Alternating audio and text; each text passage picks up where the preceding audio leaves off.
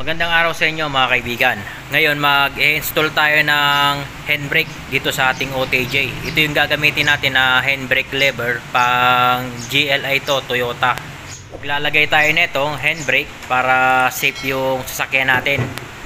Para kahit umaandar yung sasakyan, pwede tayong bumaba. Hindi natin kinakailanganin na patayin yung makina, i-handbrake lang natin, safe na yung sasakyan natin. At hindi tayo mahirapan mag-parking, lalo na kapag pababa, kinakailangan pa natin na magkalso. Sa ngayon, pag na-install natin to, hindi na tayo magkakalso.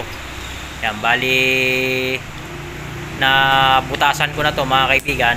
Dito natin lalagay yung handbrake lever kasi tumatama yung baba niya. Kaya kailangan natin na butasan itong flooring para lumapat yung handbrake lever. Para dito na rin natin dadaan yung handbrake cable nya. Ayan mga kaibigan, ito na yung gagamitin natin para sa ating OTJ. Ito mga kaibigan, itong handbrake nya ay nabili ko to sa surplusan doon sa katayan ng mga sasakyan. 1,000 yung bili ko dito. Yan. At ito namang cable, nabili ko to doon sa auto supply ng 550 ang isa. Yan, bali dalawa yan. Yan, pang Toyota 4K. Yan, itong cable nito. At ito nabili ko dun sa auto supply ng 840. Yan, pang Hyundai Santa Fe. Kasi wala akong mahanap na iba, medyo may kamahalan lang. Dahil ito mga kaibigan, ito yung hihila sa dalawang cable. Yan, bali ayos ko lang para makita nyo kung ano yung itsura nya. Ganito yung itsura nyan. Yan. Itong dulo, ito yung papunta dun sa preno sa likod. Bali ganito yung setup ng mga cable. Yan, yung dalawang cable hihilain nito itong handbrake cable na papunta dito sa handbrake lever. Ikakabit na natin.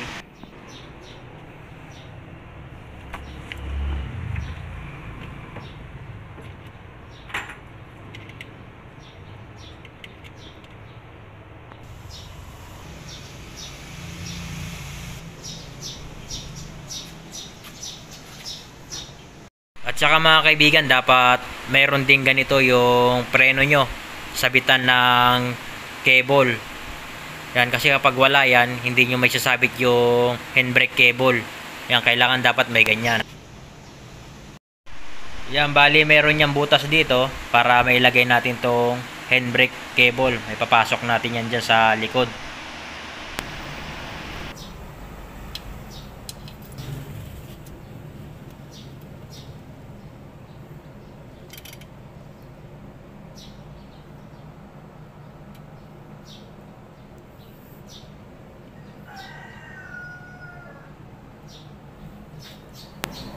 At itong dulo ng cable, yan, dito yan ilalagay.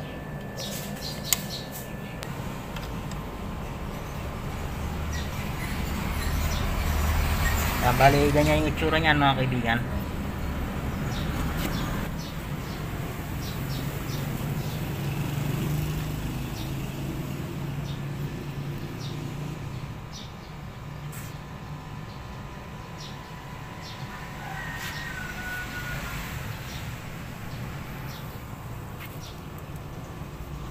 Ito mga kaibigan, gumawa ko ng bracket para sa cable. Yan, para may holder yung cable. Yan, nilalagyan niya ng dalawang tornilyo. Yan, bali ito ay welding ko dun sa ilalim. At gumawa ko ng clamp, ano, flat bar. Okay na mga kaibigan, na iayos ko na siya yung handbrake cable natin. Na-welding ko na yung bracket nya. Ito yung bracket nya na ginawa natin. At siya nga pala, hindi ko na siya nakuna ng video kung paano ko siya kinabit at winelding, kasi mahirap ang gumawa dito sa ilalim, masikip, hindi ako makapag video kapag gumagawa ko. Yan, kaya ipapakita ko na lang sa inyo kung paano yung ginawa ko. Yan, binracket ko sa dito. Yan, winelding ko dito. Yan, magkabilaan yan. Yan, kaya ganito yung ayos niyan. Yan, ito yung handbrake natin, yung handle. Yan, tapos ito. Yan, yung dalawang cable nakalagay siya dito. Yan.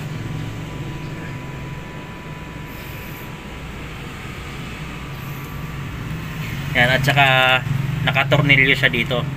Yan, may clamp. Yung ginawa kong clamp, tinornilyo ko siya. Yan. Para may holder, hindi para mayroon siyang stopper dito. Ito ang cable para kapag hinatak mo hindi siya sumasama. Yan, bali itong cable lang yung gumagalaw. Yan.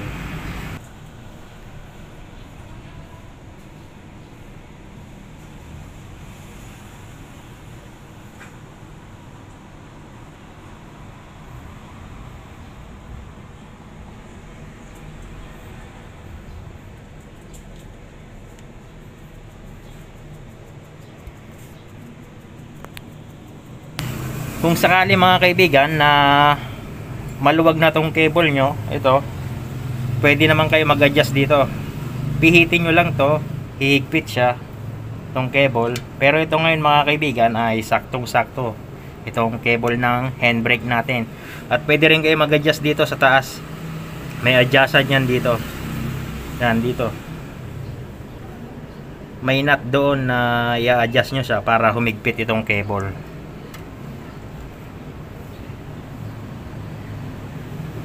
Yun, bali ganyan lang mga kaibigan ang pagkabit ng handbrake. Yan, punta tayo dun sa taas para makita nyo kung paano yung itsura dun sa taas. Yan, bali ganito yung itsura nyan mga kaibigan. Ito yung handbrake natin, yung hawakan. Iangat natin. Yan, okay na, naka handbrake na yan. At kung mag-a-adjust kayo, yan, may adjustan pa yan dito. Yan, itong nut na to. Yan, naka handbrake na. Tingnan natin itong gulong. Hindi na siya umiikot. Kumakapit na siya. Yan, ayos.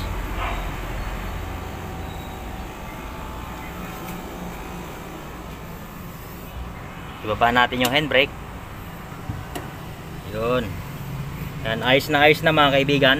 Kasi meron na siyang handbrake. Hindi na tayo magkakalso. Yan, ayos. Bali hanggang dito na lang nga mga kaibigan. Sana nagkaroon kayo ng konting idea. At kung nagustuhan nyo ang video na ito, pakitapik naman yung like.